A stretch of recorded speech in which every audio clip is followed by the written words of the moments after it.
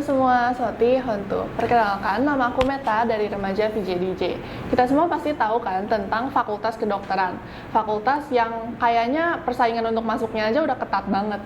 Terus yang kita tahu juga kalau misalnya udah masuk tuh isinya belajar. Nah, hari ini kita bakal ngobrolin tentang Fakultas Kedokteran dari ahlinya langsung nih, yaitu Ci Linggawati yang udah duduk di depan aku. Mungkin boleh perkenalan diri dulu, Ci.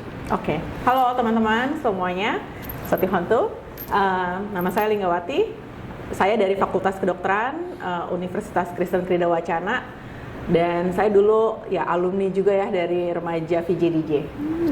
Alumni ya, Ci. Jadi masuk Remaja dari SMP atau SMA? Aku dari SMP. Oh, dari Remaja. SMP udah Remaja, sampai lulus SMA? Sampai lulus SMA. Aku Wow.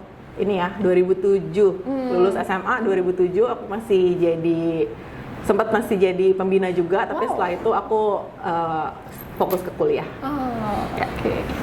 Jadi mungkin boleh kayak ngasih tahu dulu tentang Fakultas Kedokteran. Emang bener sih isinya kayak belajar terus, nggak pernah have fun? Menurut Cici sendiri? Aku rasa sih untuk Fakultas Kedokteran sendiri nggak sampai segitunya ya saat aku menjadi mahasiswa kedokteran. Cuma memang pada saat itu ya kita ada belajar sambil bermain lah ya, main sama teman-teman ada, tapi tetap ada ya belajarnya gitu. Karena memang bisa dibilang kedokteran itu cukup banyak ujiannya. Jadi zaman aku itu kita sistemnya udah sistem blok. Aku rasa sampai saat ini juga masih diterapkan KBK, kuliah berbasis kompetensi. Jadi setiap bulan itu kita ada 3 minggu belajar gitu ya, 3 minggu belajar termasuk dengan tugas dan lain-lain, lalu 1 minggunya ujian. Dulu zaman aku kayak gitu. Tiap bulan ujian? Tiap bulan ujian, biasanya tiap mata kuliah, tiap bloknya itu kita ujian gitu. Kita bilangnya sistemnya blok. Blok? Ya. Jadi blok itu setiap mata kuliah terus nanti diujianin? Iya. Wah, oke. Habis itu kalau misalkan waktu SMA-nya Cici ada penerusan IPA IPS kan, berarti Cici masuknya IPA. Betul. Nah, di IPA itu ada gak sih mata pelajaran yang benar-benar spesifik harus banget kita kuasain? Ya, sebenarnya intinya sih harus nilai IPA-nya ya. Oke, kalau masuk kedokteran itu kan sebenarnya kita ada tesnya lagi gitu kan, untuk apalagi kalau masuk kuliah biasanya ada gradingnya untuk menentukan juga biayanya dan lain-lain gitu ya.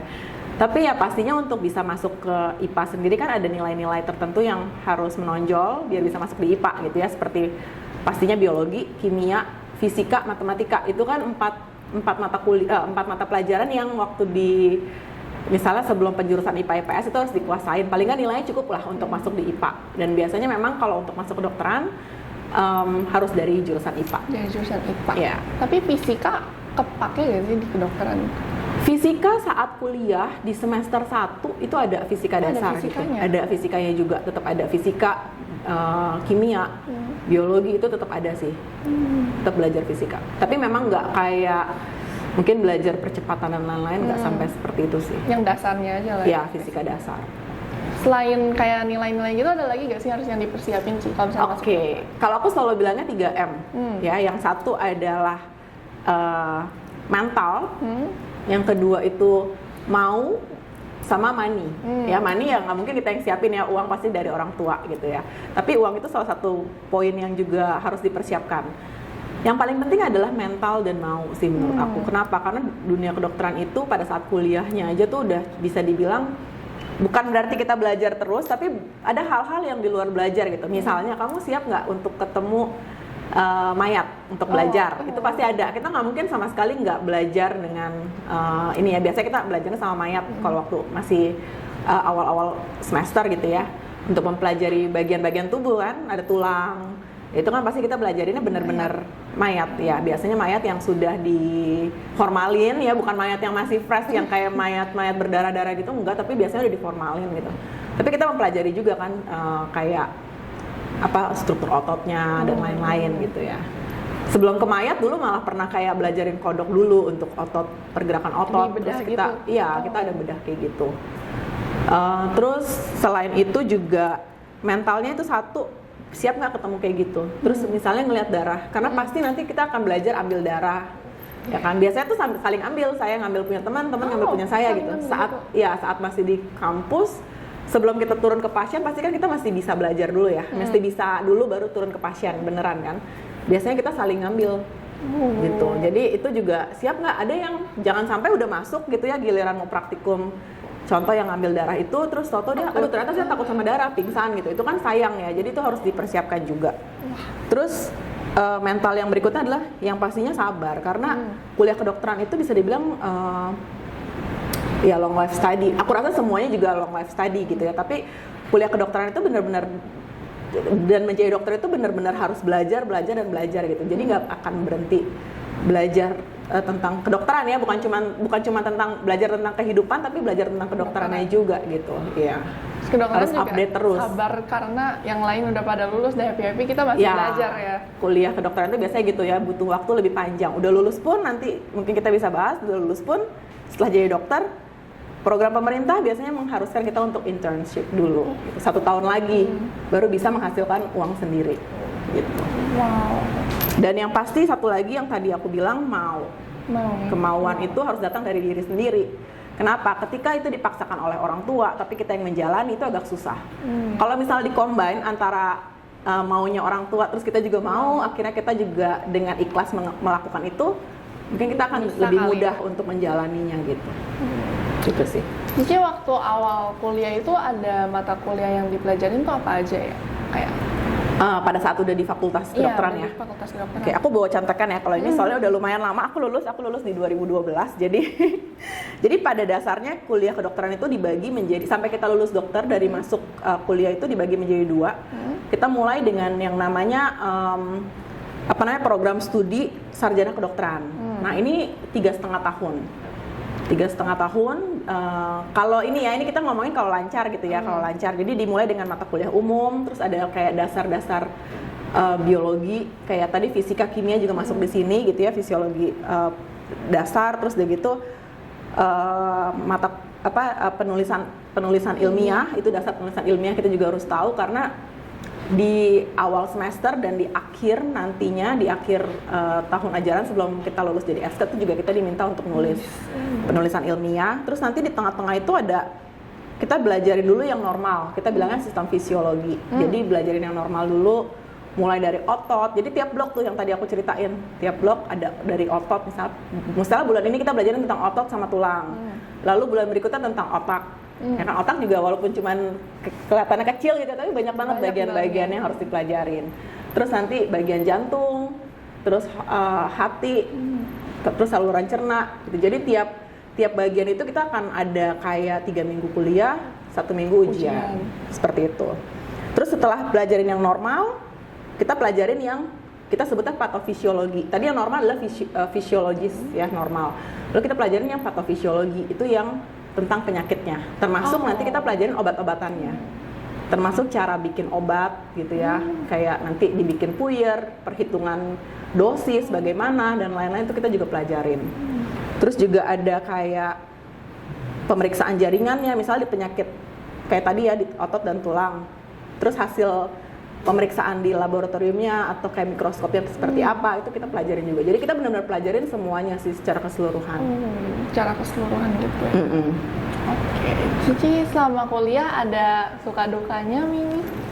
Suka duka selama kuliah banyak sih, tapi aku rasa kayak kalau ngomongin dukanya paling cuma kayak saat ujian, itu pasti duka ya. Mesti belajar buat ujian, terus kalau ujiannya lagi nilainya, ya aku juga bukan tipikal yang sangat ngejar nilai gitu, tapi kalau nilainya lagi pas-pasan gitu, terus ternyata aduh masuknya nggak lulus nih, harus ulang remedial, itu juga duka ya. Tapi kalau aku bilang, kalau untuk sukanya banyaknya kenapa? Karena kita mempelajari hal yang baru, banyak banget kan, setiap saat kita mempelajari hal yang baru loh, nggak pernah bisa kita dapetin di kayak nonton TV gitu saya rasa nggak dapet ya di kuliah kedokteran ini. Jadi banyak banget hal uniknya gitu.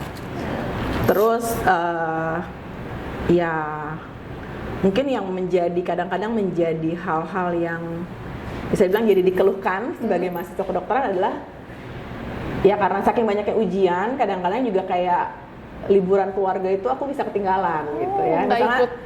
Misalnya lagi liburan Natal nih, aduh ternyata itu lagi momennya bentar lagi mau ujian, atau kadang-kadang liburnya nggak pas gitu. Harus belajar.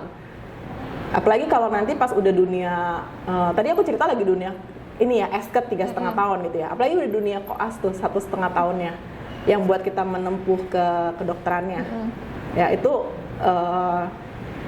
bener-bener padat banget selama 1,5 tahun. Jadi stase-stase yang kita lalui itu ya udah lanjut aja gitu. Jadi cuma kepotong weekend doang. Biasanya weekend pun cuman kalau dari satu stase pindah ke stase berikutnya kita bisa pulang dulu sebentar. Nanti habis itu kita lanjut lagi kan hari Seninnya gitu.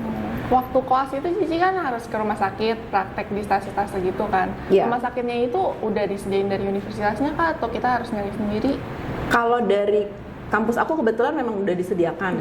Udah disediakan dan saat zaman aku Ukrida itu kan dia bekerja sama dengan banyaknya rumah sakit. Jadi nggak cuma di Jakarta juga. Jadi banyak banget tuh. Ada yang dari aku pernah ya waktu itu stasenya pernah untuk stase radiologi aku di Kudus, stase bedah aku di Purwakarta, lalu aku pernah stase mata di Jogja, penyakit dalam di Lampung. Jadi aku cukup keliling daerah-daerah ya. Setiap stase beda Setiap daerah. stase beda daerah. Diganti terus. Ya, jadi misalnya stasenya itu kan ada banyak stasenya. Lalu aku udah lupa ya, mungkin sekitar 10-an stase gitu ya. Lalu satu stase itu ada yang 10 minggu kalau untuk yang mayor seperti penyakit dalam, bedah, terus anak sama sama objin ya, sama ilmu kesehatan masyarakat itu 10 minggu biasanya. Lalu yang minor-minor seperti kulit, THT, mata, terus apalagi ya, kesehatan jiwa, forensik itu biasanya 5 minggu, yang kecil-kecil. Jadi kita bilangnya stase minor sama stase mayor yang 10 minggu. Nah kalau yang stase itu setiap stase jadi kita akan stay, misalnya 10 minggu lagi bedah nih, aku dapat kebetulan waktu itu di Purwakarta. Terus setelah itu aku lanjut ke Jogja. Ya udah dari bedah Purwakarta selesai sampai di minggu ke-10. Setelah itu selesai di hari Sabtu gitu ya misalnya ya, hari Minggunya aku libur, lalu hari Seninnya aku udah mulai lagi di Jogja. Jadi liburnya sehari Dan sehari itu kan kita pakai buat pindahan dari Purwakarta ke Jakarta, abis itu kita berangkat lagi ke Jogja gitu kan untuk stase berikutnya. Sebenarnya nggak istirahat Ya nggak istirahat banget. Wah, gila. Dan biasanya selama 5 minggu itu kan kita nggak bisa bolak-balik juga kan pulang ke Jakarta gitu. Apalagi kalau ada stase-stase yang kita harus jaga. Atau di luar kota kan pasti biayanya tinggi juga ya. Jadi pasti stay di daerah itu. Pasti stay di daerah itu. Jarang pulang berarti Cici. Jarang pulang. Selama 1,5 tahun terutama ya. Makanya itu yang mungkin bisa dibilang dukanya juga kayak misalnya aku ketinggalan banget nih acara keluarga apa gitu ya, tapi ya demi mengejar cita-cita gitu kan pada saat itu. Keluarga Cici juga support banget dong berarti. Iya, dan itu kenapa tadi aku bilang money dan yang perlu juga support dari keluarga, karena kan pasti selain uangnya juga untuk berangkat tuh kan nggak dari kampus ya. Dan kita juga butuh kayak aku untuk pulang dari Purwakarta ke Jakarta lalu aku lanjut ke Jogja, pasti kan aku juga butuh dibantu keluarga gitu misalnya untuk pindahan, cari kosan atau apa gitu ya. Ya itu termasuk, tapi ya sukanya banyak juga karena kita sama-sama bisa dibilang dalam tanda kutip terdampar di satu kota bareng teman-teman. Kita bisa jalan-jalan bareng teman-teman di luar kegiatan koas kita gitu ya. Iya, jadi ya nggak melulu belajar lah, main-mainnya juga ada. Gitu. Tapi koas itu hitungannya berarti masih sebagai mahasiswa. Kita masih bayar ke kampus. Iya, masih bayar. Kita masih bayar ke kampus tiap semester dan kita waktu itu sebutannya adalah dokter muda koas. Jadi ada sebagian rumah sakit sih yang panggil kita dokter juga gitu ya. Tapi ya karena saat itu kita jadi belajar praktek di rumah sakit kan, kita kayak bisa dibilang mengekor dokter-dokter spesialis gitu. Kita belajar di situ. Kalau misalnya stase besar biasanya kita juga disuruh jaga malam, jadi ada jaga malamnya juga tuh. Jadi kita jagain di rumah sakitnya pakai shift malam gitu di shift. Iya, jadi misalnya nih hari ini setiap hari kan biasanya kuliah, bukan kuliah ya, kita ikut poli dokter atau visit gitu ya. Terus ada kuliah misalnya kayak kuliah bukan kuliah banget sih, misal pembahasan kasus gitu ya di rumah sakit sama dokter. Biasanya kita di gedung serbagunanya dokter atau apa gitu ya, di ruangan meeting. Terus setelah itu kan kita lanjut poli, lanjut aktivitas sampai jam 2 biasanya. Setelah jam 2 kita bisa pulang. Kalau yang ada jadwal jaga, kita akan jaga malam lanjut. Sampai besok pagi, misalnya jaga malam itu dari jam 2 sampai besoknya jam 6 pagi. Paling kita pulang mandi gitu ya, jam 7 kita udah harus standby lagi di rumah sakit. Jadi itu lumayan kurang tidur ya ada. Tapi setelah itu dari jam 7 standby di rumah sakit sampai jam 2, kan kalau kita habis jaga, pasti teman berikutnya yang jaga. Akhirnya kita bisa istirahat gitu. Paling kayak gitu sih.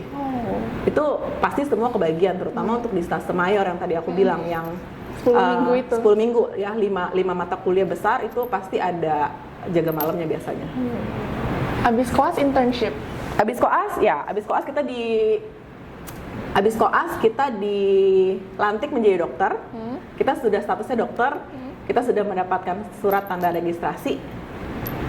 Nah, saat itu surat tanda registrasi sama kampus akan dikirimkan ke Konsil Kedokteran Indonesia (KKI). Nanti di sana mereka akan mengatur untuk kita internship.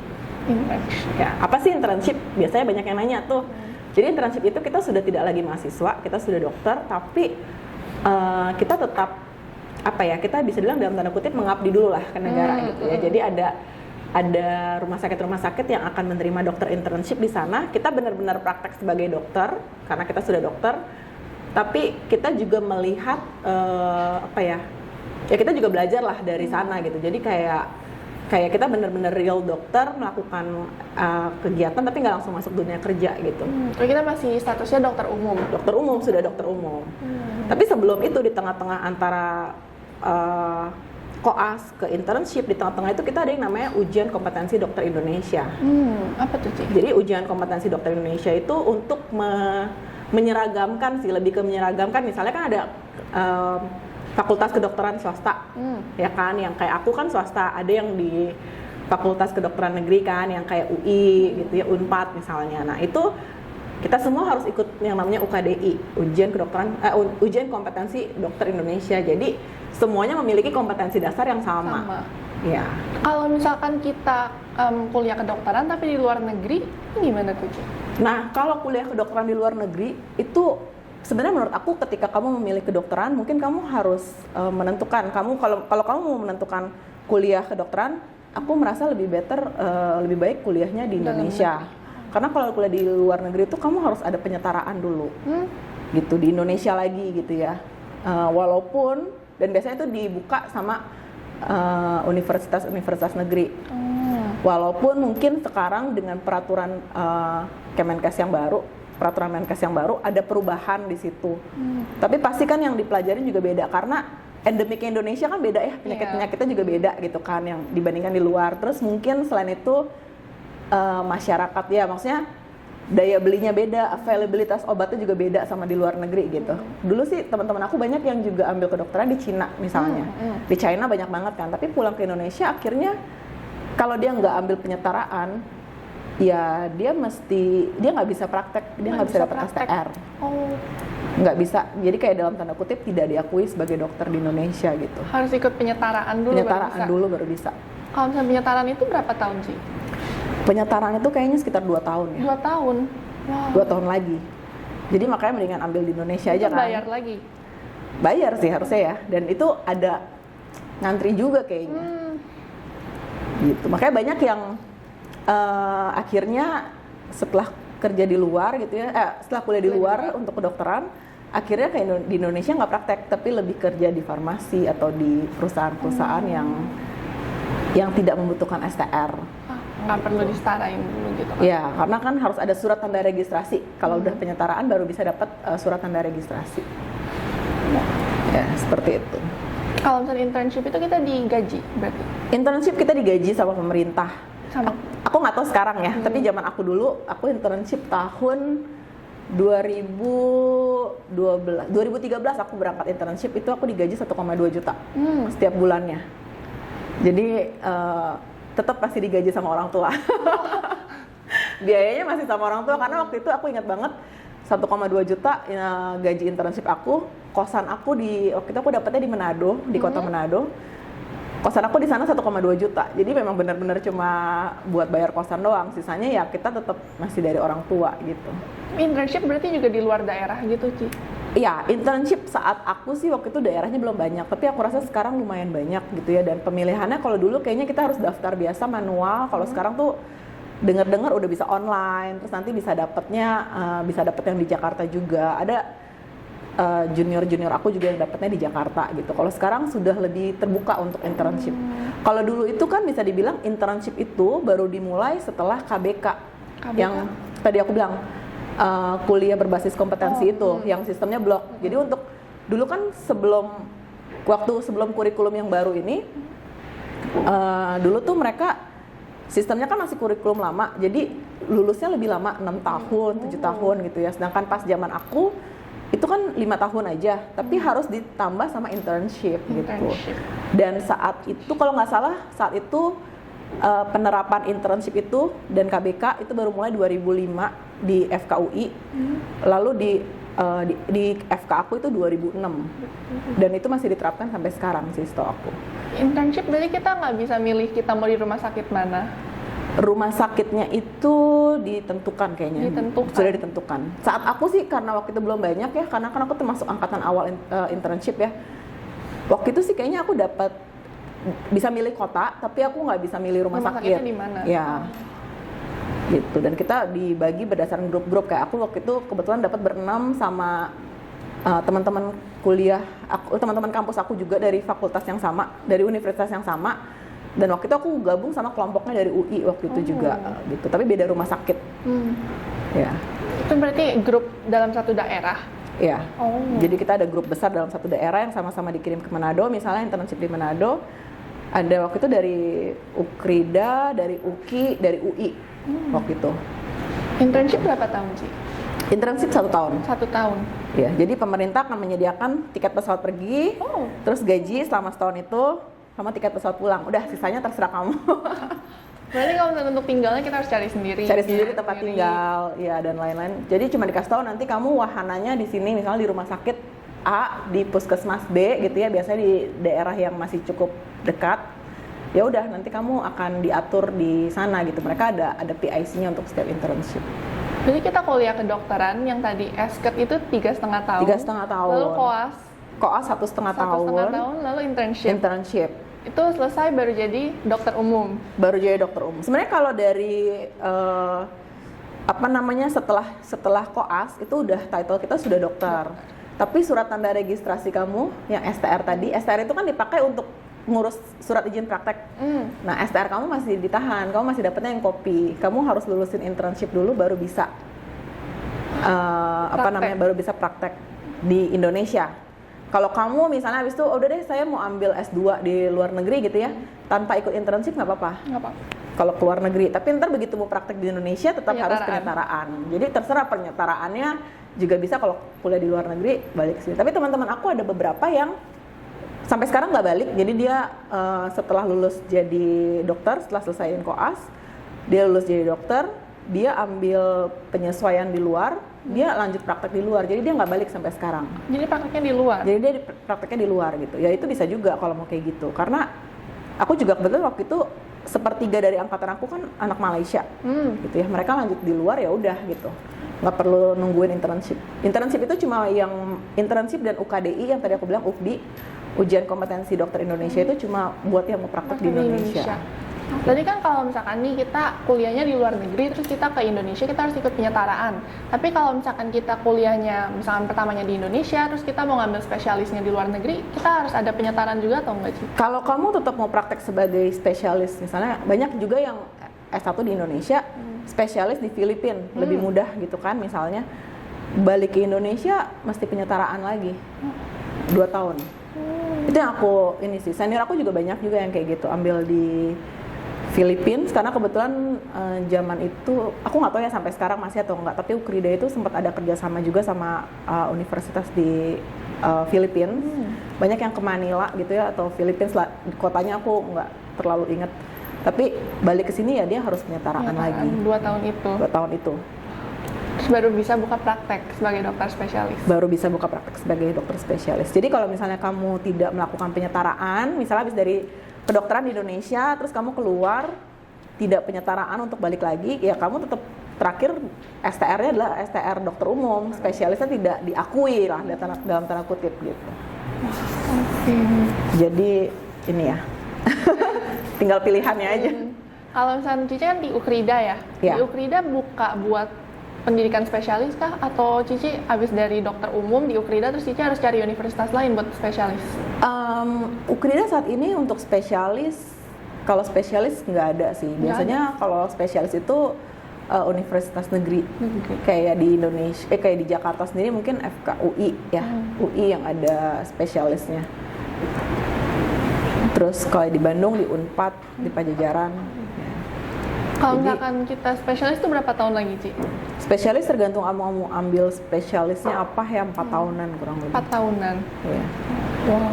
Dan itu ya kamu kembali lagi jadi mahasiswa ya.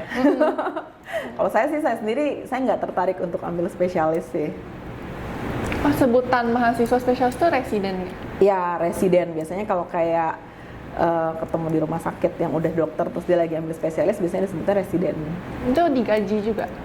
Kalau residen, kalau udah yang senior udah menggantikan poliklinik mungkin bisa dapat gaji. Tapi kalau yang awal-awal ya karena mahasiswa ya, jadi tetap bayar ke fakulti ya harusnya ya, karena mahasiswa ya sama. Oh. Gitu. Kalau misalkan di fakultas kedokteran tuh ada kesempatan untuk magangnya nggak sih?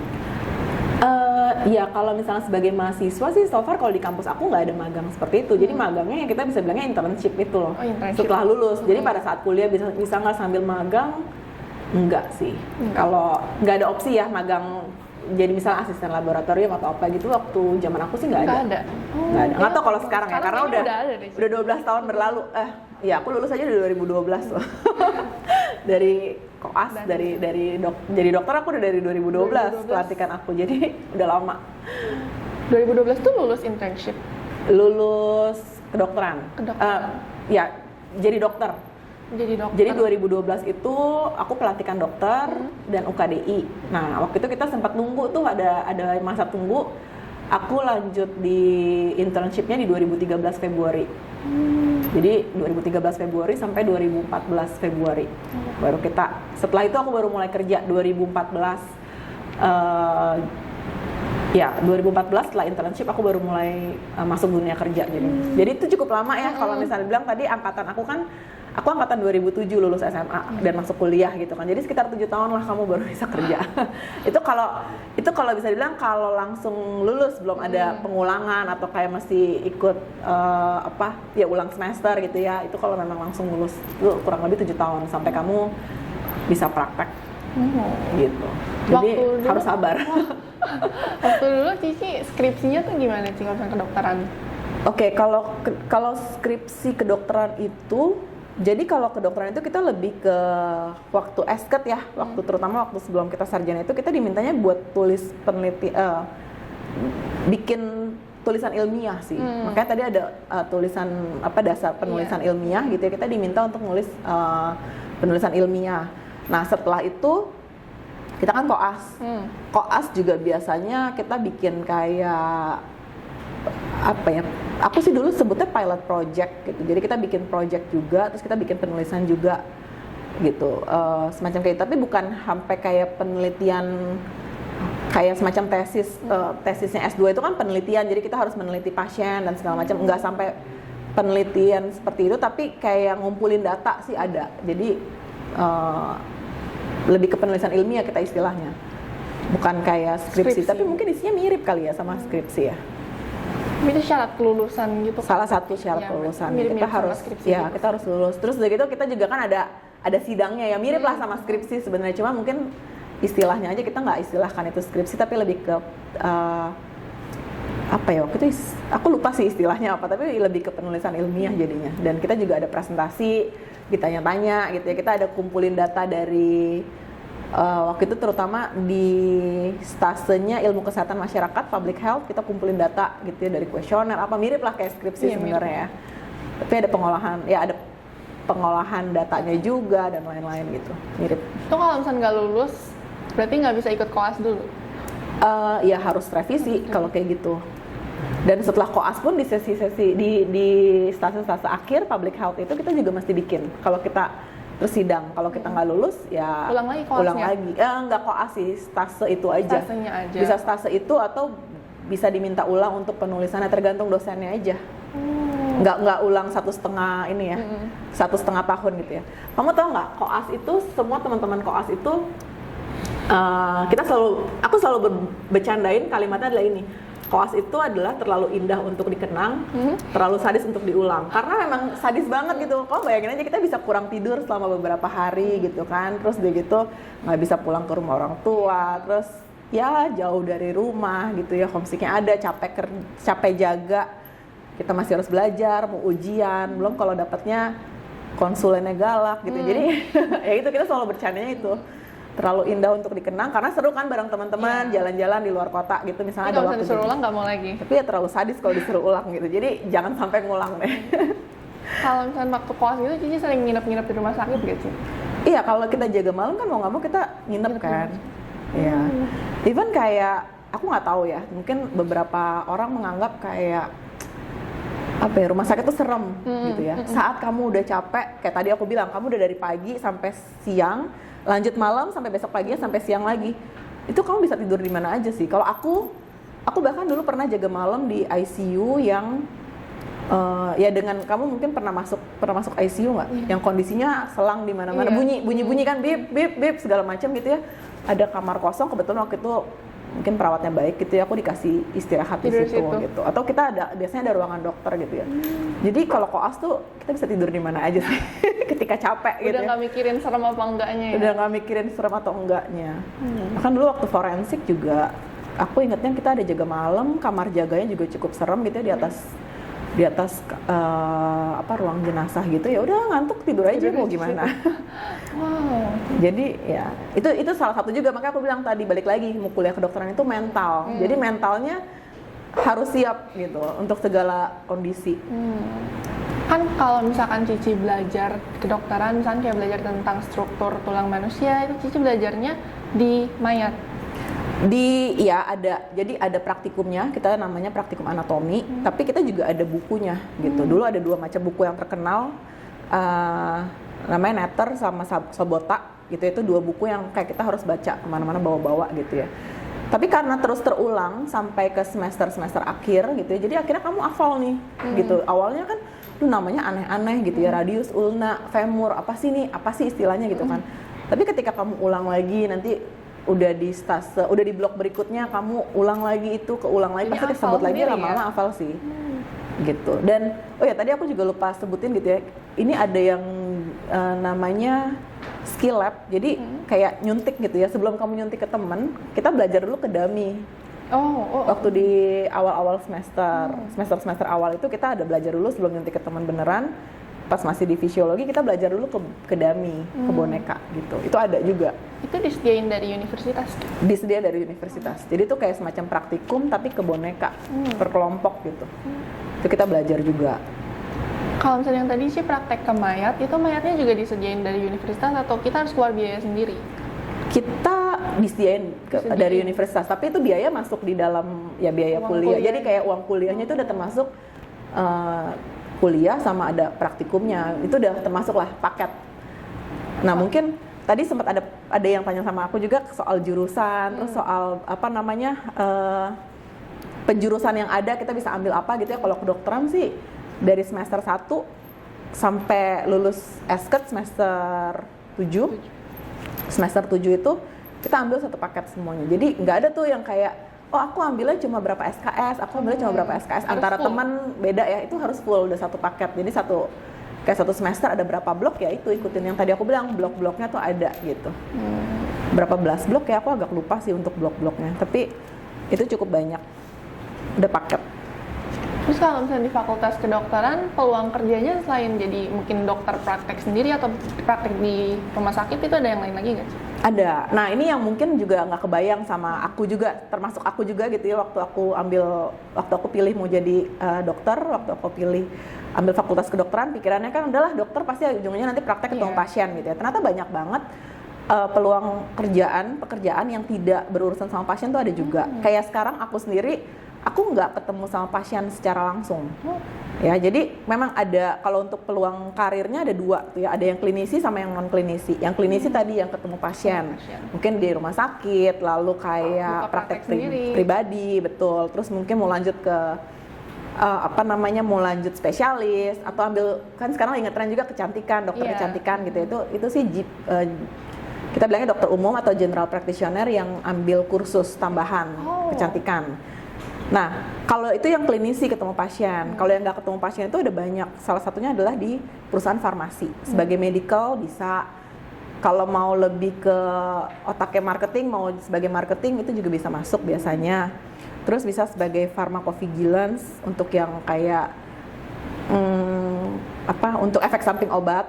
gitu ya. Terus bisa jadi business development untuk di perusahaan-perusahaan farmasi juga business development, di mana dia akan melihat apakah obat ini berpotensi untuk dikembangkan atau tidak gitu ya.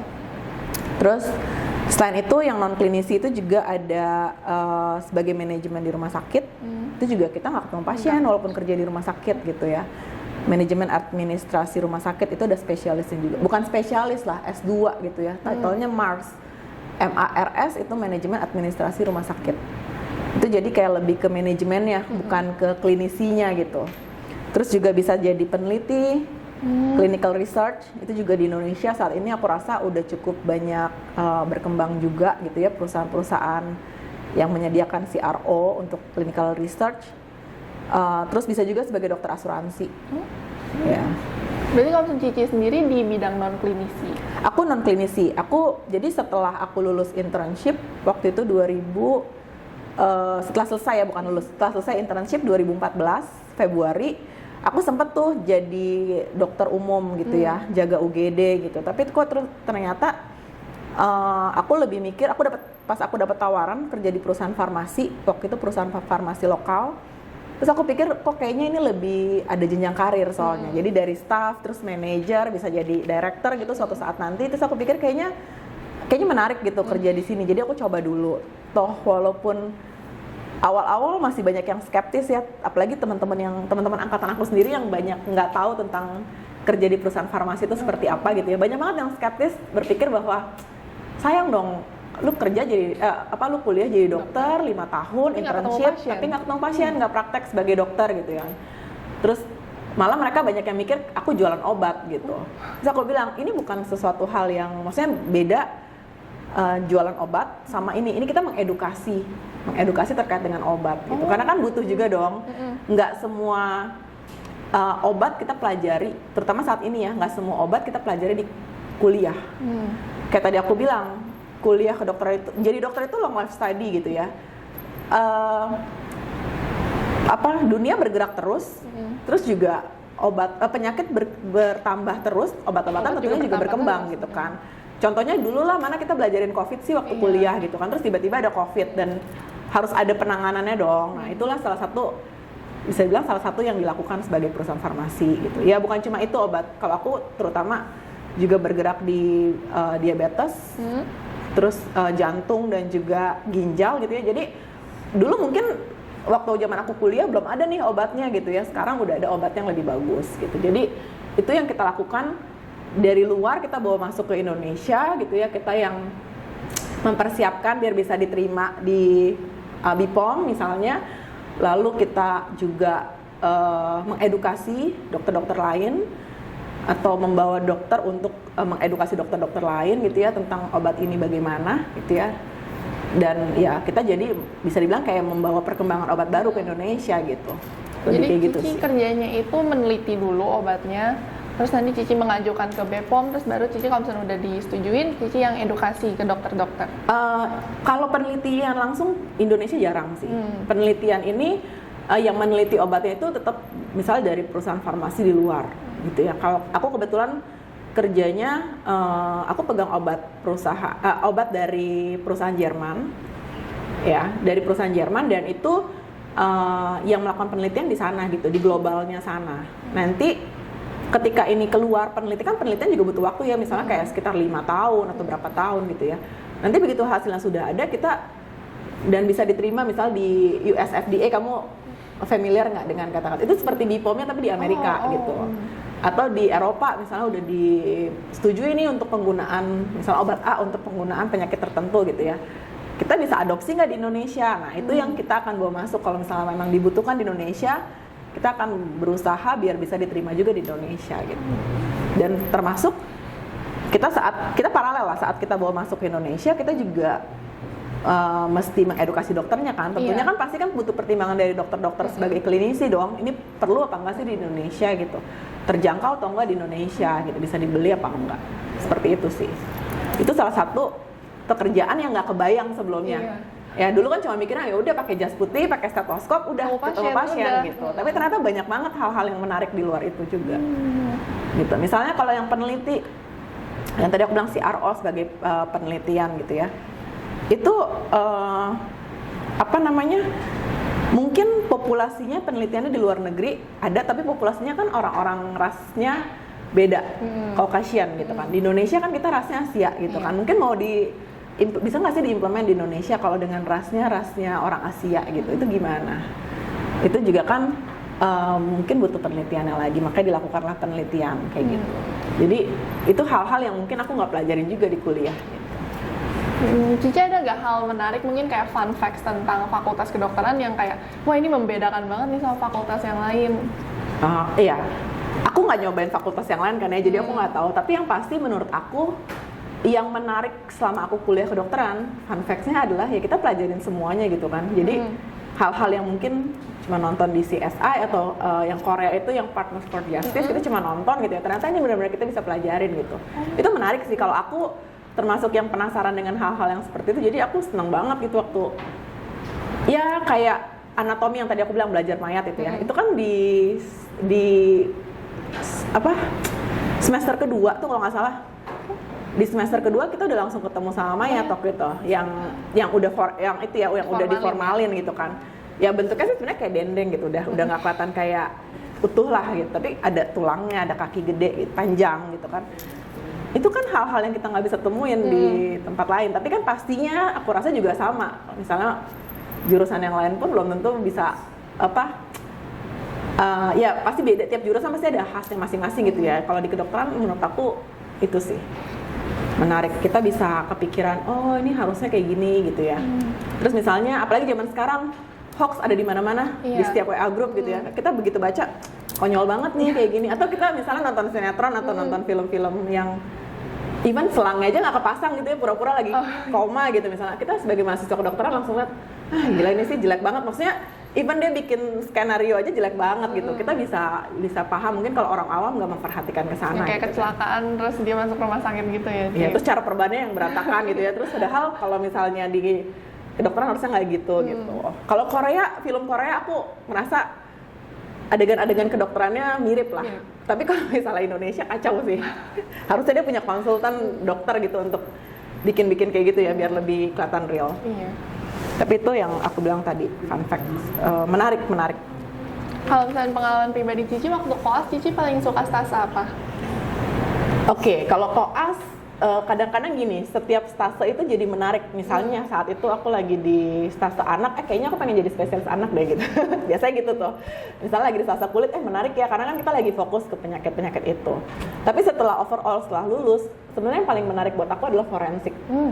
Waktu itu kebetulan aku dapetnya stasnya di rumah sakitnya RSCM, antara forensik sama bedah. Itu dua yang menurut aku sangat menarik. Aku dapetnya di RSCM waktu itu forensik gitu ya.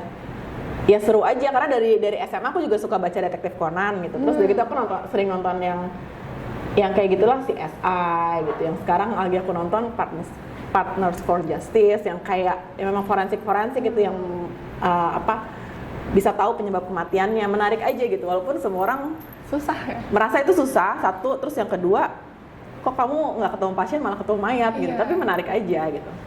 Ya tapi anyway, aku sampai sekarang belum memutuskan untuk ambil spesialis sih. Jadi belum ini juga sih. Belum kepikiran mau spesialis juga. Aku mau melanjutkan pekerjaan aja. Oh, jadi yang di farmasi itu tadi ya? Ya, karena cukup menarik menurut aku juga. Kayak kita mengikuti penelitian ini kapan keluar dan bagaimana hasilnya, bagaimana dia membawa dampak ke kesehatan di Indonesia atau di dunia gitu. Itu kan menarik ya. Gitu sih. Waktu Cici udah lulus, kan Cici kan yang tadi Cici masuk ke yang farmasi itu, Cici ada kayak ngambil pendidikan lagi nggak atau bisa langsung masuk aja? Bisa langsung masuk. Tapi ya kalau itu sebenarnya tadi pertanyaannya kalau pendidikan tambahan, aku dapatnya sambil belajar, sambil kerja juga gitu. Jadi kayak kita dapat training dari kayak dulu mana sih bener-bener, walaupun kita belajar tentang dasar penulisan ilmiah gitu ya, tapi kayaknya cara baca jurnal yang mana yang paling kita cuma bisa baca ini signifikan atau enggak gitu. Tapi pengolahan yang lebih dalam lagi, bagaimana menganalisa lagi, kita belum belajar di kedokteran umum ya. Oke, Ci ada saran sama kayak pesan gitu kok buat teman-teman yang mungkin mau masuk fakultas kedokteran juga? Oke, saran dan pesan. Mungkin aku balik lagi aku mengungkapkan kalimat medical is a long life study. Jadi kamu bukan berarti belajar mulu, tapi semua kemauan harus dari diri sendiri gitu ya, harus dari diri sendiri. Pastinya kamu mesti harus mengupdate terus terkait dengan dunia kedokteran ini terus berkembang gitu. Jadi walaupun udah lulus, bukan berarti habis itu udah lulus, udah selesai gitu belajar gitu ya. Tinggal belajar kehidupan, nggak juga. Belajar kedokteran itu masih harus belajar update lagi. Makanya dulu juga kita ada kayak surat registrasi itu kan, surat tanda registrasi dokter itu setiap 5 tahun harus di-renew. Kita harus ikut simposium dan lain-lain, itu tetap mesti update lagi. Karena banyak hal-hal baru yang terus berkembang di dunia gitu ya, yang tidak dipelajari di dunia kuliah. Sama satu lagi mungkin pesan ini juga pesan sebenarnya bukan cuma dari aku tapi dari papaku juga gitu. Kalau kamu mau jadi dokter jangan mikir mau kaya dulu. Kaya itu bonusnya. Ya jadi kalau kamu mau kaya jangan mikir oke, biar kaya aku mau jadi dokter. Banyak yang mikir gitu. Banyak yang mikir ya. Jadi dokter itu kaya. Kamu bayangin lah kalau misalnya tadi aku bilang 7 tahun baru bisa mulai dunia kerja gitu ya. 7 tahun kalau kamu ambil fakultas yang biasa mungkin 4 tahun, 3 tahunnya kamu udah kerja, udah kaya duluan gitu. Jadi kalau mau jadi dokter mikirin kaya doang agak nggak sinkron lah. Mendingan sekarang ambil bisnis terus abis itu buka usaha atau apa, itu kayaknya akan lebih potensi kayanya akan lebih cepat gitu dibandingkan jadi dokter. Gitu sih, kayak dokter itu butuh perjalanan yang cukup panjang sih. Dan itu pun 7 tahun kan sebagai dokter umum kan. Betul, dokter umum gitu yang ya. Gajinya juga masih di bawah dokter spesialis. umum gajinya juga masih kecil lah, apalagi kalau kayak jaga-jaga UGD gitu ya, masih baru lulus gitu ya. Itu kayaknya susah sih kalau untuk mikir mau kaya jadi dokter. Mau keren jadi dokter nggak juga loh. Jadi dokter kadang-kadang juga pakai bajunya harusnya pakai putih doang gitu ya, pakai smell jas seperti ini putih doang gitu. Nggak keren juga sih kalau nggak dicuci, ya nggak sih? Jadi kita dari kuliah dibiasain pakai begini nih, harus pakai gini. Jadi justru bajunya kita terbatas dengan seragam ini gitu. Sedangkan kalau mau jadi businessman gitu, eksekutif muda mungkin lebih keren penampilannya ya kan. Jadi ya kembali lagi tujuan jadi dokter itu apa? Harus dari kemauan sendiri. Kemauan sendiri ya, memang mau jadi dokter untuk ngobatin pasien, atau ya kalau nggak ngobatin pasien ya untuk kemajuan kesehatan juga sih intinya. Ya itu sih, paling ada lagi pertanyaan. Udah kayaknya gitu aja sih. Oke, sekian teman-teman, demikian sudah pembahasan kita tentang jurusan kedokteran bersama Cilingling pada hari ini. Terima kasih banyak kepada teman-teman yang sudah menonton. Semoga bisa membantu kalian juga buat teman-teman yang mungkin masih bingung mau menentuin jurusan apa buat kuliah nanti. Semoga bermanfaat juga ya buat teman-teman yang udah nonton. Terima kasih teman-teman sudah menonton. Satiatu.